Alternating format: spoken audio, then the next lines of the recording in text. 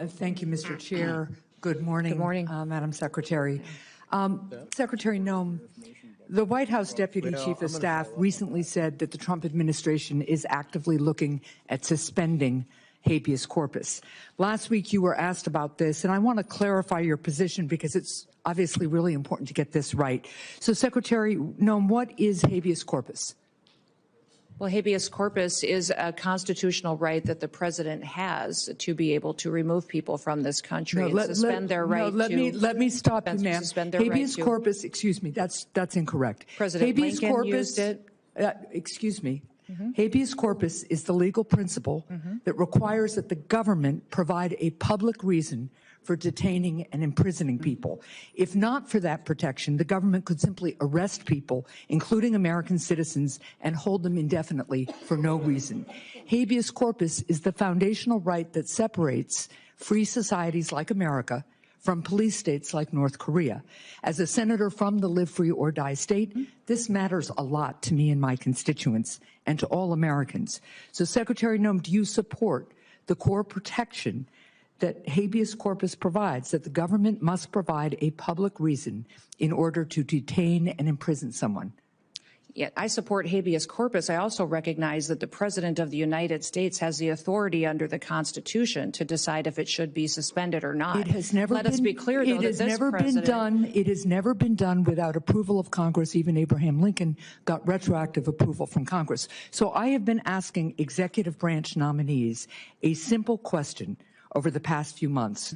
If the president orders them to break the law, I've been asking, will you follow the law or follow the order? I want to ask you a more specific question here. If the president tries to suspend habeas corpus and a federal court reverses the president's order, will you comply with the court order and uphold habeas corpus, or will you follow the president's directive? We are following all federal court orders and are complying with that, as is the president, and every decision that I make as well. That is obviously not true for anybody who reads the news. There are federal court orders right now, including returning somebody who was deported mistakenly. But to be clear, this is about a fundamental legal right that ensures that we live in a free society instead of a police state that would have a sham legal system like Russia or North Korea. So I'm glad that you have now committed to following court orders. I'm glad you believe in the basic freedom for Americans if ordered to do so by a court.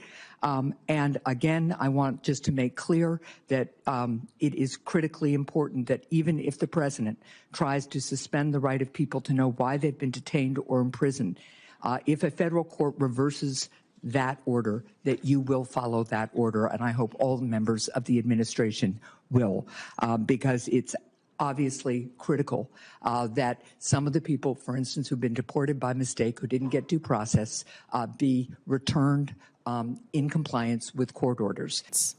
I'm a CIA officer. I work my entire life to protect the homeland. If someone's here illegally, they need to not be here. They've committed a crime by being here. They need to go back to wherever they're from. But my concern is that either through sloppiness or intent, you have gone far beyond going after the, quote, most dangerous illegal immigrants and gone into legal immigrants who were given the ability to be here, and even American citizens. And when I think about that, you know, there are lots of people in this country, including me, who have families who fled this kind of environment where they have no rights, where they have no due process, where they don't have habeas corpus. So while I'll be the first to say, coming from a state that was won by Trump, that there is a mandate to do something about the border, I think it is absolute dangerous overreach to go beyond that and start picking up American citizens and people who have the legal right to be here, lawful immigrants who have done everything right. So first and foremost, do you acknowledge that your department has made some mistakes, any mistakes, in going after either American citizens or legal immigrants here in the time that you've been in office? We have not deported any U.S. citizens detained or people get interviewed. If they get interviewed and they go through that process, and if we find that they're U.S. citizens or legal immigrants, they stay in the United States. Have you deported we have to any go through the vetting process. Have any American citizens, including children, been deported during your time in office? We have children that mothers have chosen to keep with them. So those by my count, you have 10 American citizens, including children with cancer, who have been deported out of the country. I understand you're saying it's their choice. But it's hard to imagine a small child having a choice.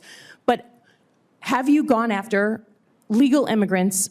Again, your standard in your opening statement was the most dangerous illegal immigrants. Does that include PhD students and master students at colleges across the country, unarmed? Are they the most dangerous illegal when they have status and no weapons? I don't decide who gets status through a student program. The Department of State decides that, and we enforce it. Oh, come on. That's what our Department of Homeland Security does. I just would offer that, again, I have no qualms with going after folks who are here illegally. That is not my concern. That was part of my job, was to prevent people from coming here illegally in a former life.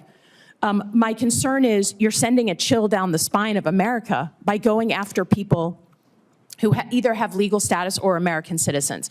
And when my colleagues ask you about habeas corpus, and you say, literally, we can review the tape, that you believe it's a right the president has, you sat here in front of all of us and swore an oath to the Constitution, and that is not at all what habeas corpus is. It is a right that we all get, that American citizens get, that people who are in the United States legally have. So my concern is it's complete overreach. I don't think American citizens, even those who voted for Trump, believe that you should be able to just grab someone off the street, sloppy, who has the legal right to be here, and certainly an American citizen. And I just am concerned that while you say you're going after the most dangerous folks, what you're actually doing is going after folks for political reasons, right? A PhD student that's unarmed is not at the top of the list. And we're not deporting U.S. citizens, and we're not deporting people who have legal status here. 10 American citizens have been deported. If the children have gone with their parents, it's because... Attorney Joseph Welch to cut through the hysteria with the simple question that marked the beginning of the end of that shameful era. He asked Senator McCarthy, have you no sense of decency? And I would ask you the same, Secretary Rubio. But you have shown through your words and your actions what the answer is. And I have to tell you directly and personally that I regret voting for you for Secretary of State. I yield back. May I respond? You may, sir. Well, first of all, your regret for voting for me confirms I'm doing a good job, based on what I know. Well, that's just a flippant statement, Mr. Secretary. Can I respond, Mr. Chairman? You may. I didn't ask. Senator, please let the Secretary have I'd be happy to, but then I can respond to his... Your time's up, Senator, and willfully used, I might add. Your remarks do not represent the view of this committee. Well, Mr. Secretary, please. Well, I'd like to. I can't respond to everything he said because much of these are untrue, but I'll go through a few. First of all, I'm actually very proud of the work we've done with USAID. For example, I don't regret cutting $10 million for male circumcisions in Mozambique. I don't know how that makes us stronger and more prosperous as a nation. I don't regret psychosocial support services. I raised Sudan, Mr. Secretary. Can I respond, Senator, I'd ask you to suspend. You had 7 straight minutes. I chose to use my time that way, Mr. Chairman. That's my right to use my time that way. Secretary Rubio. Well, I can go on. I mean, there's other things here. We spent $227,000 for Big Cat's YouTube channel from USAID. We spent $14 million for social cohesion in Mali, whatever the hell that means. So I can go on and on. I got the list here, and there's more. I didn't even bring the whole list. In the case of El Salvador, absolutely. Absolutely. We deported gang members, including the one you had a margarita with. And that guy is a human trafficker, and that guy is a gangbanger, and the evidence is going to be clear. In the days to come, you're going to see who you went to defend. Senator, I'm sorry, Mr. Chairman. Secretary Rubio has the floor. Mr. Chairman, he can't make unsubstantiated comments like that. Secretary Rubio has the floor. Secretary Rubio should take that testimony to the federal court of the United States because he hasn't done it under oath. Here's another point, okay? There is a division in our government between the federal branch and the judicial branch. No judge in the judicial branch cannot tell me or the president how to conduct foreign policy. No judge can tell me how I have to outreach to a foreign partner or what I need to say to them. And if I do reach to that foreign partner and talk to them, I have under no obligation to share that with the judiciary branch. Just like a judge cannot order me to negotiate with a foreign minister of Russia, they cannot order me to negotiate with a foreign minister or the president of El Salvador. And if I did negotiate with them, which we have responded to them, And we've told them, we've had communications with the president of El Salvador. I am under no obligation, under our division of powers in this country, and to share with the judicial branch how I conducted diplomacy of the United States. It would actually be counterproductive. If I started sharing with courts, or frankly, with the media, my conversations with foreign leaders and all of their details, no foreign leader would talk to me again, and we would break trust with them. So I have complied with every court order. What I won't comply with is an order to disclose what I'm saying and what we're talking about with a foreign leader, because then they won't talk to me. Diplomacy doesn't work that way. For the first time, this administration has said Afrikaners get an easy pass and refugee programs for the remainder of the world are shut off. And you can't say to the American public that we should apply this statute in an even-handed way. No, I think it should be applied in a way. No, well, you shouldn't be shocked. It should be applied in the national interest of the United States. Our immigration policy should be based on the national interest of the United States. Period. End of story. Secretary Rubio, I'm going to embrace my Jewish mother instincts for a moment. So as a mother, a senator, and a fellow human being, I can tell you that I'm not even mad anymore about your complicity in this administration's destruction of U.S. global leadership. I'm simply disappointed. And I wonder if you're proud of yourself in this moment when you go home to your family, because I've always found you, Senator Rubio, to be a bipartisan, pragmatic partner, a true believer that the U.S. is stronger when we lead with diplomacy and development. You have a strong record on this, but I don't recognize Secretary Rubio. A stalwart support of Israel, you've watched this administration abandon Saudi normalization with Israel in order to pursue business deals. You were once a fierce critic of Vladimir Putin, but you sat idly by as the president berated the elected leader of Ukraine for not capitulating to Russia. And worst of all, you've kneecapped foreign assistance, including programs that you previously championed and made America less safe, less strong, less prosperous in doing so. I know you know this in your heart, and I can't make this point any better than you did yourself in 2019 when you said, anybody who tells you that we can slash foreign aid and that will bring us to balance is lying to you. Let me ask you about the dinner that's happening this Thursday night.